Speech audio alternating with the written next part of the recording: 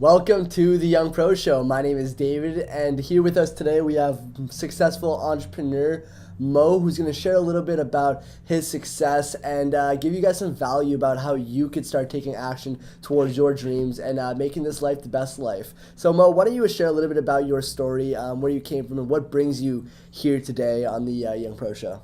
Yeah, sure. That sounds great. I've been an entrepreneur since I was 19.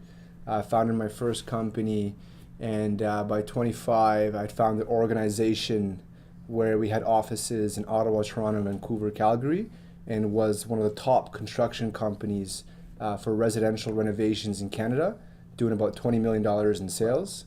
And since then, I've been building software, building some cool stuff in software, and we got a new product coming out soon we're very excited for. Yeah. Cool. What got you into entrepreneurship when you started? You said you started when you were 19? I started my first company when I was 19. I didn't Okay. start as an entrepreneur when I was 19. I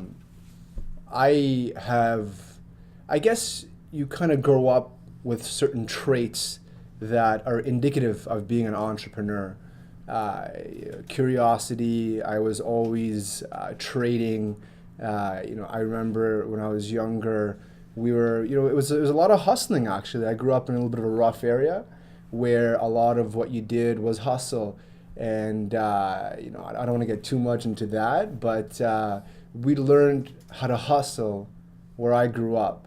And that built the foundation of the entrepreneurship, which I took and I evolved it into a more professional way by educating myself in business and the proper way of conducting business. But the foundation started with the hustle. Okay, awesome. Started with the hustle. I love Yeah. it. So you didn't take the traditional college and university route. No, I actually didn't graduate high school. What I did instead is I actually traveled. I did a contract and I saved a little bit of money, and then came back to Ottawa. And instead of going to school, I couldn't even gotten into university because I had failed math actually too many times for them. But what I did instead is I went to chapters, and I ended up spending 2 years. So I started a seasonal business doing landscaping, which operated about 3-4 months of the year. And the rest of the time I was in chapters where I would spend 8 hours a day reading and educating myself by the best authors in the world on the subjects that I cared about. And that really built the foundation of my own education outside of the hustle. So education isn't something that necessarily ends outside of the classroom. No, I mean, the classroom itself is just a tool for education. Education is much bigger than school. It's something everyone can do and should do. One of the things that I attribute to a big part of my success is a decision matrix that I follow. And there's 3 rules to that decision matrix. And the first is seek information. So as a student, it's important that you know how to seek information, how to acquire knowledge, because that is the most important thing you do, is the ability to acquire knowledge. Not how do you sit there in a classroom and listen to your teacher, but how do you actively, because those that can actively seek knowledge have a tremendous advantage.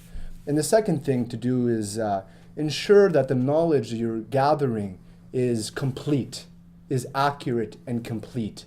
Because knowing about, I'll give you an example here, knowing that going to the gym will get me in shape is great. But if you don't know the full information, such as how to balance nutrition with your workout regimen, then you won't achieve your desired results.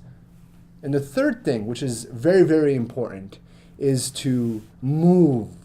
A lot of people end up in a state of atrophy, in a state where they don't move. They maybe acquire some information and they don't utilize that information. So, one thing I really push people to do is just to keep moving, and eventually you will figure it out. That's awesome. I love those three steps. I think the people that are viewing this right now are going to get tremendous value. And I like that you said how, acquiring the knowledge isn't enough. You have to move with the knowledge. I mean, you could be open to learning as much as you want. You could be open to reading every single book in the world. But if you're not taking that knowledge and moving forward, well, you're not going to get anywhere. Absolutely. I mean, you can be a black belt jiu-jitsu. If you're not moving on the mat, you're going to lose. So it's all about movement. That is the key to life. That is the key to success, is to keep moving. And do you have to have it all figured out? Or do you just have to know exactly where it is that you're moving to in order to succeed? So, I guess I could give you references to as far as business goes and how to figure that out on the business side, which way to move in a startup direction, because there's a whole there's a whole method behind that. However, I'll give you a more generic technique you could use, which is the Pardot principle. You don't need to get all the answers to begin moving. It's an 80-20 rule, where you could acquire 80% of the information, 80% certainty, with 20% of the effort. At that point, you should move forward, and then you can reassess your situation as new information comes in. So there's some decisions that are very, very important that you want to make sure you get right. Like if you're starting a new venture, don't just start a new venture without being confident and having de-risked it. However, you can start that whole process and do that whole de-risking process very, very quickly. Okay, cool. So although that you must take action, you still need to know what you're taking action towards. And you still need to have it figured out and have at least a part of it figured out before you start moving aimlessly into the direction of your goals. I mean, you can look at a fighter. He's not going to start swinging punches without at least, looking at the target and following the target for a bit, because he's going to get knocked out. So this is very similar. Don't just wildly do things.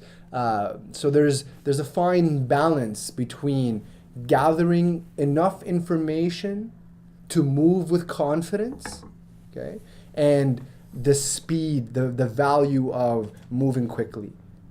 And that's where the Pardot principle comes into action. Acquire 80% knowledge with 20% effort. Then move. Okay.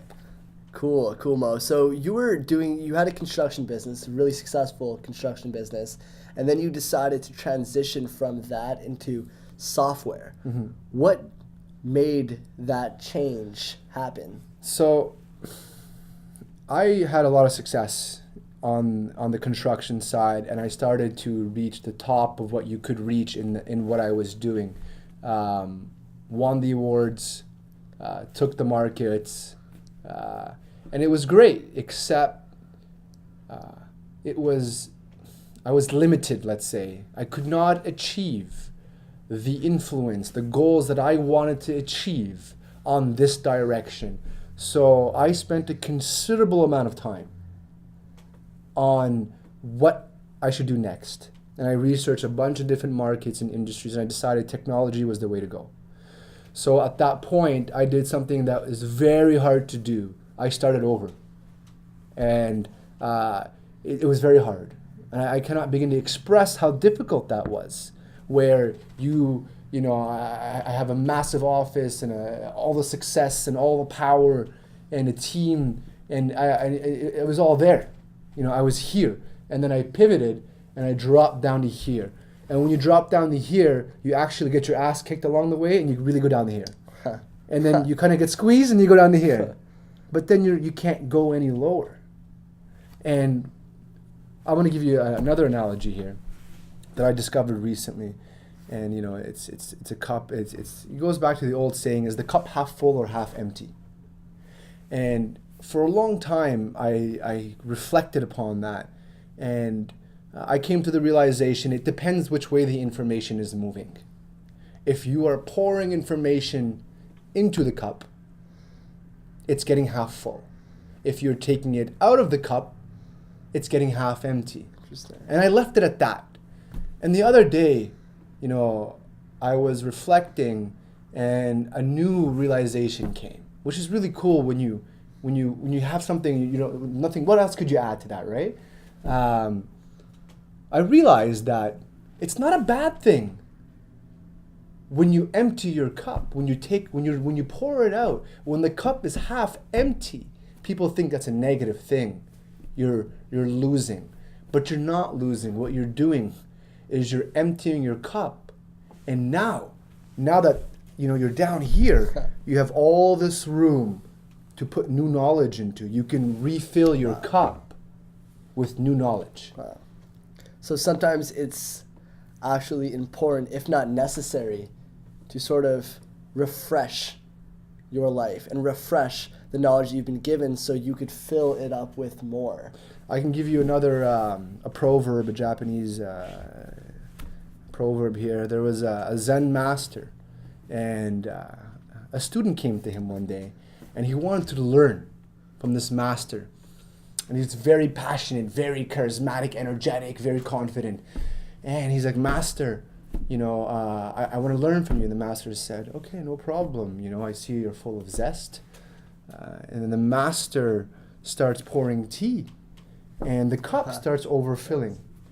And the student says, Master, you're getting water all over the table. Why are there's no more room in the cup. You can't fit any more water, any more tea. And the master looks at him and he says, you are like this cup, filled with preconceptions. Wow. Until you empty your cup, I cannot teach you anything new. So that's a powerful lesson, that if you want to learn, you must empty your cup. Wow. So looking back now from where you are at this point in your life, and after making that transition to letting everything go and pouring out the water that was in your cup so you could refill it back up, are you happy with the decision you made? Has it taken you into a point in your life where you're more fulfilled than you were where you were at the top of your construction business? I don't believe that success is necessarily happiness in that. So whether you're here or here or here or here, happiness is what you make of a situation. So if I'm here, I'm happy. If I'm here, I'm happy. Really, if I have a cup of coffee, I'm pretty happy. That's what makes me happy. So am I happy with the direction? Yes, I believe that long term, this is the right direction, and that this is the right way to go. Okay. So what's next for you, Mo? Really, it's what's next. Right now, well, we have a new product coming out. That's Right. very exciting. We're working on that. It should come out very soon. Very excited for that. And that's essentially what's next, is that singular focus on building an amazing product that people love, that solves a big problem in a big market. And we have something remarkable we're working on. I'm very excited, with an amazing team here in Ottawa.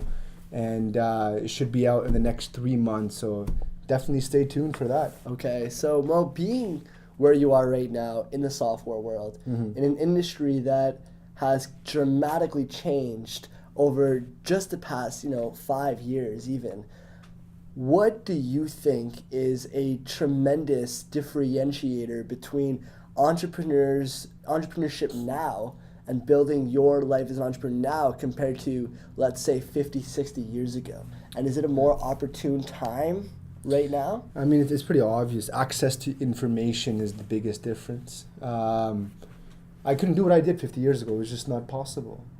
I started with chapters because when I first started learning, in fact, the internet was not, Google just came out not long, and the information was still very hard to discover on the internet in an organized manner. Now it's unbelievable. Google can predict your search results, so can predict your search phrases. So access to information is the singular biggest radical change in that internet, the dispersion of that information to everybody there's new revolutions coming that will be very interesting as well. But I think the cost of what it costs to do a startup right now and the quality of a product you could build, for very low cost, you could build an amazing product that can change the world. That couldn't happen 50 years ago. So are there any trends or things like that I should be thinking about right now as a young entrepreneur in one of the most exponential periods that we've ever lived in? Yeah, there is. Depends on your time horizon. So if you're looking 5 years out, 10 years out, 2 years out, if you're looking right now you should identify a problem in a market right now that's in the market, hopefully that's growing, that personally this problem yourself and that you can execute. But ultimately, if you're talking about trends, I guess the biggest trends is the new computing platform with virtual reality and augmented reality, which will be a $150 billion market by 2020 in the next 4 years. $30 billion in VR, $120 billion in AR, which is interesting because there are no AR headsets available to consumers. Right. Yet it's going to be $120 billion in the next 4 years. Companies like Magic Leap have something really cool they're working on, Meta, as well as another one. VR, Oculus. We have a VR set up in our office right now, nice. Really cool stuff. Those are the two big computing platforms. So you got that's one thing. Another thing is artificial intelligence is making tremendous grounds. So Google's DeepMind has beat the world champion at Go, which advanced AI by 10 years. Huh. So AI is actually the scariest thing. So there's a lot of new technologies and trends coming out. And we can talk about that all day. We can talk about that for sure. All right, Mo. Well, regardless, I mean, you've been an amazing success, and you've done some incredible things in your career, despite the fact that you're still young and you still have so much life in order to live and so many dreams that you can still make happen. What are some valuable tips that you can leave with the viewers that are here today, the young leaders that are listening, wanting to take action towards their dreams? What is, let's say, one valuable tip that they should take out of this conversation that can help them get to their life to the next level? Surround yourself with people like you, people who are hungry and ambitious, number one, and move quick. You're young, it's okay if you make mistakes. Move quick.